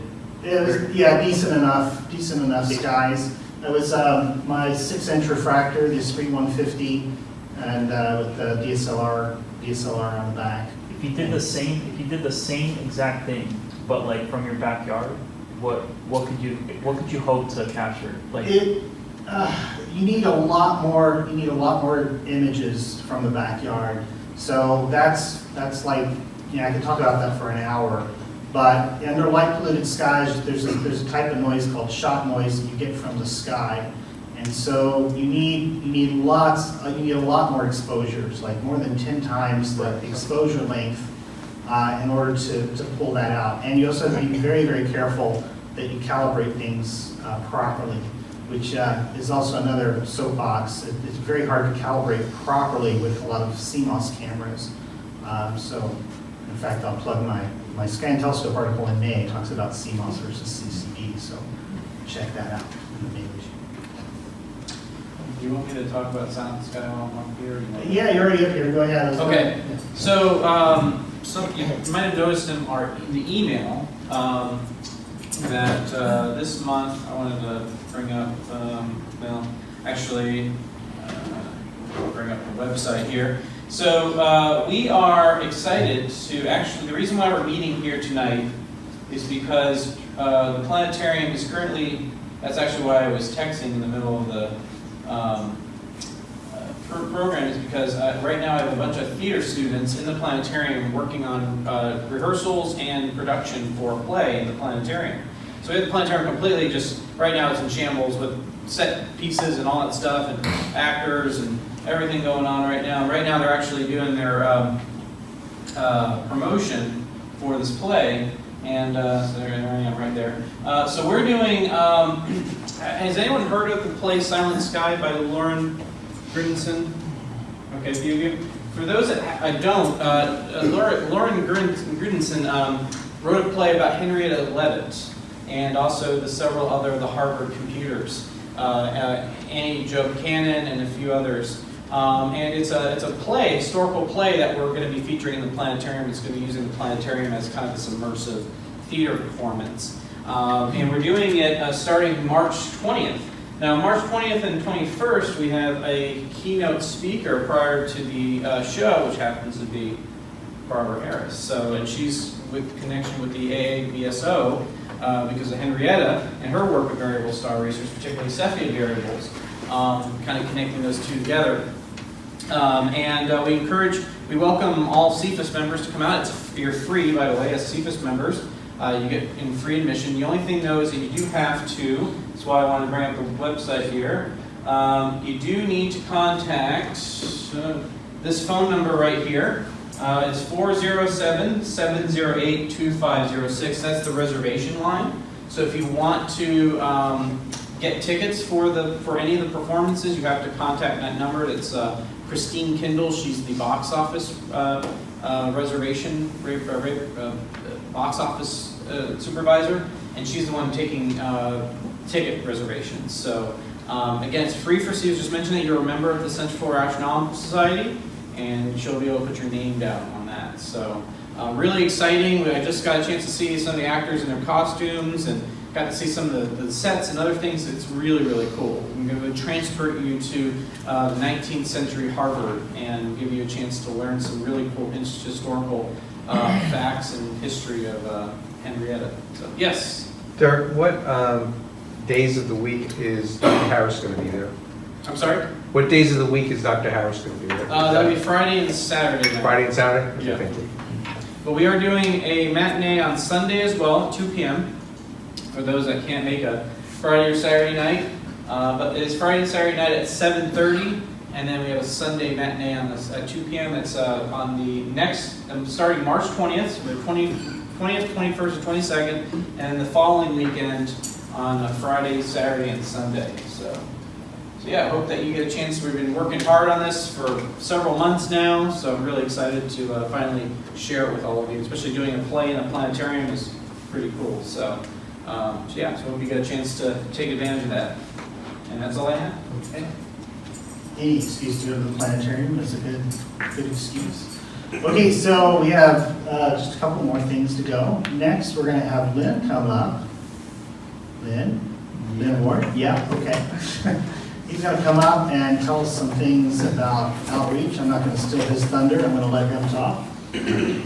And I think, Derek, my globular cluster talk, the last slide is actually what I'm going to use for my pep talk when he's done. Okay. Yeah, the one with the fire. Yeah, so we'll show that later, but let him talk.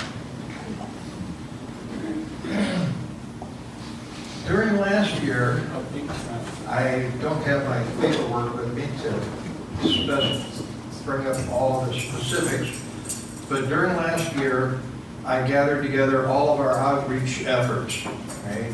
We had, I think it was like 68 events, something like 4 or 5 that got canceled. Out of the events, we had a grand total of like 45 different members out of our 110 members that participated in outreach. And we had a grand total of some 300, wasn't it? I don't remember. 300 and some hours that were put in last year in outreach. We had a fantastic year last year. And like we did last year, we are going to have presentations to the upper regime of the outreach. We had limited it to at least 4 events during the year the first time around. So we're going to do the same thing this year.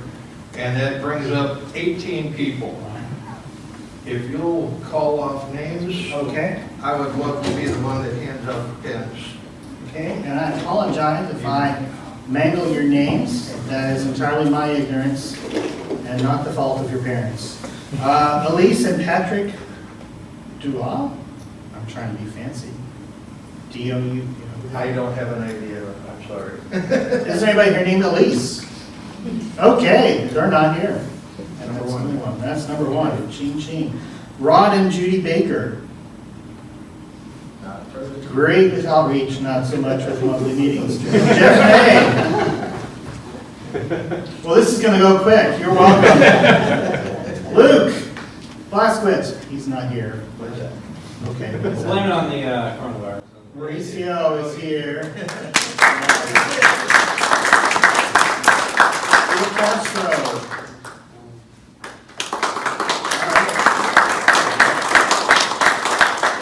Frank Kane is not here. Frank was feeling ill. If you remember my talk at the beginning, Frank is not a jerk. Bill Castro. Didn't he come? Yeah, we wasn't going to put that out. Yeah, he was on a cruise and now he's sick. Yeah, Alex Pettit.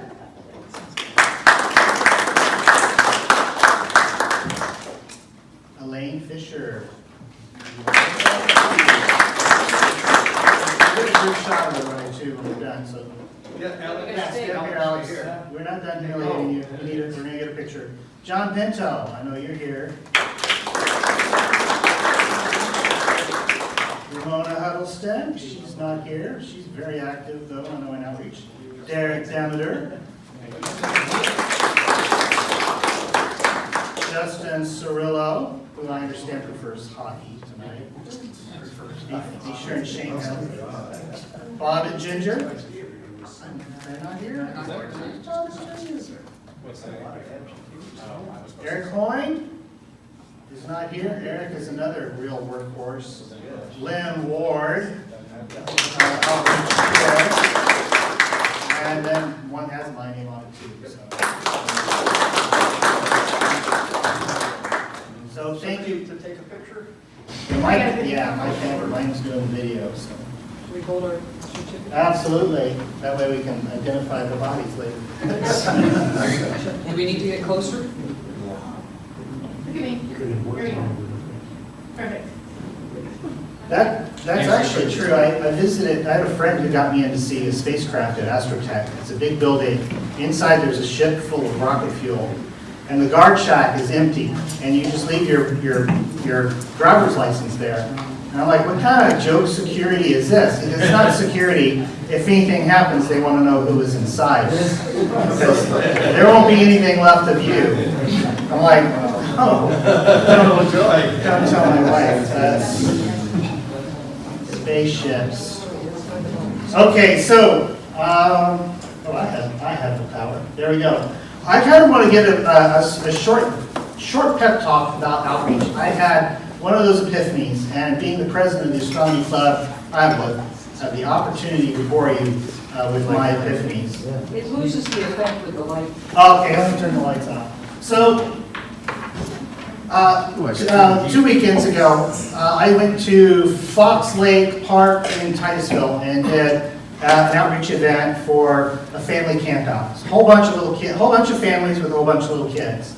All right, there's about 100 people camping there. They had the fire department and Smokey the Bear, and they had big lights everywhere, so it's well lit. And they had a big pavilion with big lights under it. You could go get coffee, and they had hot dogs. And they had a big giant movie screen, like an outdoor theater, and they had 2 giant fires going. And so, as I was there, I was remembering all the outreach events that I've done with members. And I don't want to pick on anybody, but if I know a lot of you, and I know I was in the same place, you know, if they could only turn these lights off. Or, man, it'd be so much better if they turned those lights off. You know, you're not getting the full effect of the sky with all these lights on. And I had a realization. All this stuff was going on. This is a nightmare, all right? But you know what? It was fine. It was just fine. Don't take outreach so seriously. You are not teaching people how to use averted vision. Okay? To make an analogy to, it's like swimming lessons. We say we don't want to throw people into the deep end of the pool. You teach them how to do, you know, float. And no, we're not even doing that. Outreach is like getting in the kiddie pool. It's hot. Look, the water is cool. Feel the water? Water, good. No, you're not. Water's not going to hurt you. Get in the water and feel, oh, it feels nice on your feet. Water's good. Splash a little. See, you didn't die. That's really what outreach is. People are terrified of telescopes. They're afraid to look through it. They look at your equipment and they're like, I just spent $50,000 on this. No, this telescope is much less than that bass boat that just went by. And they make this in various sizes, and it's approachable. The point of outreach is to get people to realize that science, or just, if not even science, just appreciation of the night sky is not beyond them. All right? If you want people to vote for dark sky legislation, you better make them care about the dark sky. And it's just not even practical to say, I want you to see all of the dust lanes on M41, or I want you to see all the full extent of M42. The moon was up. I forgot the moon was up. It was first quarter moon. And you know, we looked at Orion. You could see the trapezium, you could see a little bit of the nebulosity, but even a 14-inch dog, it was not, you know, the showstopper that it would have been at a dark sky site. Nevertheless, people lost their crap when they looked at that big telescope and they saw this stuff. There was a little girl, she wanted to look at Betelgeuse, and I'm like, really, you want to look at Betelgeuse? I did a report on Betelgeuse. I'm like, okay, I'll accommodate you, get it on Betelgeuse. She looks in there, and it's nothing but a dang red bright star in the middle of the eyepiece. And I just showed her Elvis. She was just so excited. She was like, that's it, that's Betelgeuse. I saw Betelgeuse. I made her night because I let her look at Betelgeuse. Now, we all know looking at stars is like the boringest thing you can look at, with, you know, exception to that variable star people. All right, so I'm going to stuck my foot in my mouth on that one. I told you I'm more of a moon guy, right? But by the way, I will say the AAVSO, I do know this, they will train you to estimate star estimates without a camera. You can estimate star brightness without using a camera, and they will teach you how to do it. And I find that fascinating. People who practice at this can estimate within like 1/10 of a magnitude the brightness of a star. So you don't even need a camera to do variable star studies. But anyway, when we're doing outreach, we want to show people these great showcase objects in the sky. Saturn and some real cool deep sky thing. I don't know how many times I've told people, quit showing people M31. And I base this on my experience with my family, because M31, most of the time, looks like I rub my nose on the eyepiece, and it's just a smeary looking thing. So again, when you're doing outreach, again, don't think of it as I'm trying to turn you into an astronomer. All you're trying to do is say, look, don't be afraid of the water. It's beautiful up there, and you can look, and it's not going to hurt you, and it's cool. And if you want to know more and get into it, come to an astronomy club meeting and learn something. So anyway, that's all I have to say about my outreach pep talk.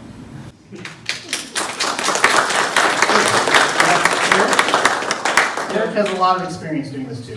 So if I could add one more interesting Absolutely. story about Absolutely. Betelgeuse. So we had an outreach recently. We had somebody say, why can't we send all these satellites up into space? Why don't we get a better view of Betelgeuse since we're further away? And this person didn't know the concept that, we're talking, 200 miles or whatever above the Earth's, or some of these satellites are a little bit further away, obviously. But 600 light years, and what we do outreach, and when I do my work at the planetarium, we're not teaching people. That's one of the big no-nos. So people want to always have to teach people lots of facts, but you want to give them aha moments. You want to give them those times where it all of a sudden clicks in their head, and then that inspires them to go forward and to look for other things. You're not going to be the person that's going to get them into astronomy. They're going to get themselves into astronomy. You need to give them that aha moment. You need to give them that lure, that like the kiddie pool, like you said. And it's just amazing. So don't always, and that's another thing about outreach is a lot of people I've talked to over the years said, I don't know a lot about astronomy. You don't have to know a lot about astronomy. Just know some fun, cool facts to give them, or just say, hey, I don't, what did you learn about? And all of a sudden, if you inspire them, you never know where they go. But it's actually surprisingly easy to wing it too. When they ask you a question you don't know the answer to, it's really easy to wing it. And you don't get accosted by flat Earth people and UFO debates nearly as often as you might think you would. So don't be afraid of talking to people, because at the end of the day, all you got to do is say, well, I don't know, and you can whatever, I don't know. Okay, so our last program for tonight is the Measuring the Sky presentation. That's it, Measuring the Sky. Thank you. So I want to talk a little bit about how do we talk as astronomers? How do we talk about how big things are in the sky? So this exit sign here is probably 7 or 8 inches across, right? But the further away I get from that sign, the smaller it gets.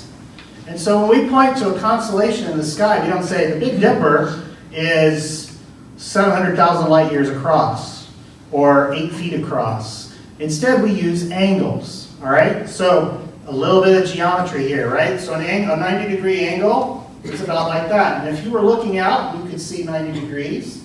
You'd see about that much of the sky. And so we measure things in degrees. The moon is half a degree wide, okay? Now, we use this a lot for our celestial coordinates. From the north to the south pole, we have lines of declination, and those are measured in degrees. And the degrees are broken down into minutes, and the minutes are broken down into seconds. Most of you have heard that before, and I know this is probably review, but there's probably a few people here going, okay, yeah, all right, so we go 10 degrees up, 10 degrees down. That's an angle in the sky. This is very important to learn how to point a telescope. Sometimes when we get into flat Earth debates, I talk about the geometry of the sky and how a telescope works. Equatorial telescopes don't work on a flat Earth at all, by the way. Now when we go east to west, we have hours, minutes, and seconds. That's called right ascension. And the reason we use hours instead of degrees is because if you're looking at something straight overhead, in 5 minutes, it'll move 5 minutes of arc across the sky. And it turns out 1 minute of arc is about 15 degrees. So there's a nice 15 multiplier that you can get back and forth between degrees and hours. But degrees break down into minutes and seconds, and hours break down into minutes and seconds.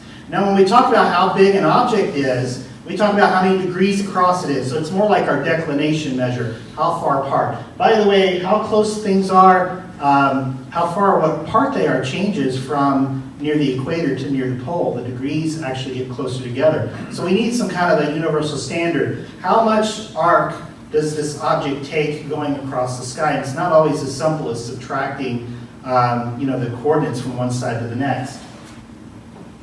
So here's an image shamelessly taken from the Fort Worth Astronomical Society. Thank you, Google Images. 1 degree is about your pinky, and 5 degrees is your 2 fingers, and so on. So you can sort of kind of eyeball about how big things are in space and say, well, it's pretty big, so many degrees across, and that works really well. A lot of people don't believe in the moon illusion. So the moon illusion, if you've never heard of this, the moon on the horizon looks like it's humongous, and when the moon's overhead, it looks itty bitty. And you're like, it's just your brain tricking you because of the surroundings. No, it's atmospheric refraction, magnifying it. No, put your finger up there and see how big it is close to your fingernail.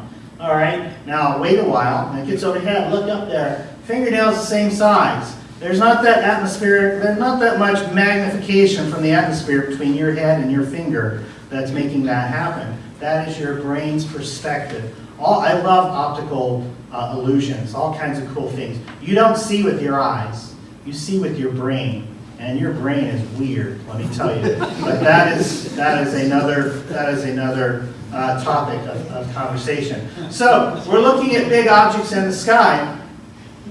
Let's talk about, when we look at these, we take pictures of these objects with our cameras, or we take pictures, or we look at these objects with an eyepiece. So, I was challenged last week about Andromeda. Andromeda is 2.8 degrees across. It is about 6 full moons distance, so it's huge. And I love to show people Andromeda because it's gigantic in the sky. And people are like, how much magnification did you have to go? It's actually very giant. And if you're at a really dark location, it looks like a tiny little smudge. And that tiny little smudge, the tiny little smudge, all you're really seeing is that little core there. And that's a tiny little smudge. There's actually this gigantic galaxy, 3 full moons on either side of that smudge that you can't even see. It's up in the sky. And you can take a picture of Andromeda on a telescope with a camera and get the whole thing in there. You can also, it depends on the focal length of your telescope and the size of your camera chip. Well, how can we tell what the field of view is? How big of an area can I see with an eyepiece? So we start with magnification.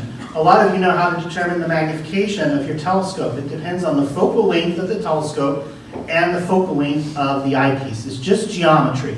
So you take the focal length of the telescope and you divide it by the focal length of the eyepiece. Whenever I'm doing outreach, I always do this at the beginning. All right, my telescope's X number of millimeters focal length, and this is a 20 millimeter eyepiece because people want to know. I'm going to say that's the moon 85 times magnified.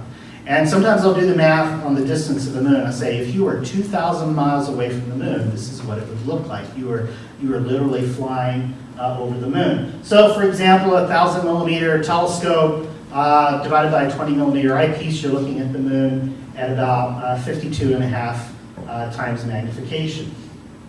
But how magnified it is doesn't really tell you how big what you're looking at is.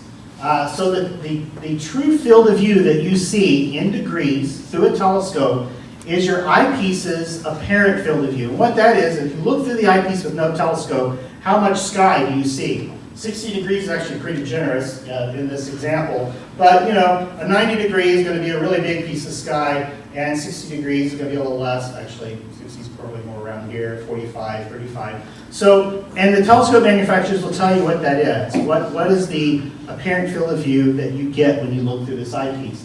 So if you divide the apparent field of view of your eyepiece by the magnification, based on what kind of telescope you're going, that will give you the true apparent view. So 60-degree field of view eyepiece at 52 times magnification, you're going to see 1.14 degrees across. So when you're looking at objects in a star atlas and it gives you the size of the object, now most star clusters only several arc minutes across, and some big nebula might be several maybe a degree across or a couple of degrees across. Or in the case of something really large like Andromeda, it's going to be 2.8 degrees across, or then that's actually pretty big. So if you have some computer software with a planetarium program, you can actually set up these fields of views. You say, I've got a telescope such and such a focal length, and I have such and such an eyepiece, and it will show you what the field of view is. And so I did that with Andromeda with a typical Schmidt-Cassegrain, my Meade LX200, and my two widest eyepieces, a TeleVue Nagler 31 millimeter and a TeleVue Plössl 55 millimeter. Notice these two fields of views are very similar, even though they're very different in their focal lengths. So you can't tell just from the focal length of an eyepiece how wide of a field of view it's going to give you. Plössls tend to be much narrower, which is why it's much closer to the 31 millimeter Nagler, and the Naglers, of course, give you a much wider field of view. So yeah, if you have a Schmidt-Cassegrain telescope, there's not really going to be any eyepiece that's going to include that entire galaxy in your field of view. Even if it did, again, for a small telescope, all you're going to see is that core. You're not going to be able to see all that stuff out there. So I did this because I said something. I said, no, I've seen all of Andromeda in some big daubs down at the Winter Star Party. And somebody very smart said, I don't think that's possible. And I went home. As I was driving home, I thought, I know I've seen all of Andromeda. I know it will all fit because I've seen it done many times. And maybe I kind of shot from my hip that it was a big daub. And I started thinking more and more, I'm a big fat liar. Because maybe I didn't see all of Andromeda in a daub. Because daubs have a lot of focal length. And I know if you've got a lot of focal length, there's no eyepiece that's going to include 3 degrees of sky in a long focal length telescope. But I did find with most daubs, you cannot fit Andromeda all in the eyepiece. But with a 20-inch f3, you can. And the 20-inch f3 is a very expensive daub, but they do exist. And I have looked through some of them. And with both of these eyepieces, you can get all of the Andromeda in there. Now, unless you've got a really big daub, I've looked through some of these large daubs at like Nebraska Star Party, really dark sky sites, and you can actually see these lanes, these dust lanes. So you get a big bright area, you see a very apparent oval there, and you can see these dark streaks to it. I've only ever seen 2 of the dark streaks. I know some people with better trained at visual observing can get more than those streaks, but you can get all of that in there. If you have one of those new image intensifiers from TeleVue, you can see it really well, the whole stinking galaxy. Those things are awesome. They're only $5,000 or $6,000. And Al Nagler had one down at the Winter Star Party, and we were playing with it a couple of nights. Big 36-inch daub. Oh, I take that back. It's 32-inch daub. With the thing, and they were on the M42, and I'm like, that was like that little boy I was telling you about. I'm like, dude, it's M42 and a 32-inch scope. How much better can it be with a night vision thing? Yeah, I mean, just unbelievable, unbelievable. Now, the prevalence of small refractors also makes this get kind of ridiculous. This is 6 of my refractors. From a 1,000 millimeter refractor, or 6-inch, my 6-inch Esprit, all the way down to my 60 millimeter Takahashi. And I just ran it with my 31 millimeter Nagler, and those will all include, some pretty large objects. And there's some interesting areas in the Milky Way. There are things to look at other than the Andromeda galaxy. I actually find galaxies to be boring visually, which is why I got into astrophotography. They're great with the camera. But visually, I do like star fields and large open clusters. And when you're looking at some of these objects in a star atlas, if there's several, maybe a couple of degrees across, a lot of us have these smaller refractors And we can see all of that star field all in our eyepiece. Of course, that is a $700 eyepiece, and I wanted a door prize, so don't be too impressed. But yeah, and that's it. So there you go. You can see big things. Yes. When you're talking about spectroscopy, don't forget the 750 millimeter f6. Oh, yeah. So, yeah, and I'm being way too generic when I talk about cement Cassegrains. I'm talking about like the 10-inch f2, which most people have. They do make some smaller ones. There's a 6-inch, I believe Celestron has a 5-inch too. And they call those rich fields because they're very wide. A rich field telescope gives you a really wide field of view with an appropriate eyepiece. And a rich field means you can see a large swath of stars. And I tell you, if you have one of these or just binoculars, I don't even bother with the star chart. If the Milky Way is up, just lay back in a lawn chair and explore the Milky Way, and you'll see these little blurry things pop out here and there, and interesting patterns. And put some spacey music on in the background. It's a great way to spend a star party. Richard, Yeah. when you're doing outreach, I actually get asked a lot, hey, what's the magnification on this telescope? And it's a really loaded question. I've just been like 1,500 millimeters. Like, No. what's a good vocabulary for that? My vocabulary is I divide the magnet beforehand. I don't want them to see me get my phone out and use a calculator. So I'll get my phone out and use a calculator and go, okay, so focal length, like my Mac Cassegrain is 2750. And so I'll divide 2750 by my 22 millimeter eyepiece. And I'll go, okay, it's whatever that is, like 30x magnified or something. And I do enjoy, a lot of people don't mind being explained that the bigger around the telescope is, the more powerful it is, because it gathers more light. Because unlike a Photoshop, you can take a small Photoshop image and make it as big as you want, and all it does is get blurry. With actual light, it's the actual image. And if you spread that light out, the light gets thin and the image gets dimmer. So not only does it get blurry, once you get past what you can do from diffraction, but you also, the light just gets dimmer and dimmer to where you can't see it. So the trick to high magnification is lots of light gathering, and it's a teaching moment when you're doing outreach. Okay. All right. So that's the end. Everybody go home. Take care of yourself. Don't be a jerk. And I'll see you all back in the planetarium next month.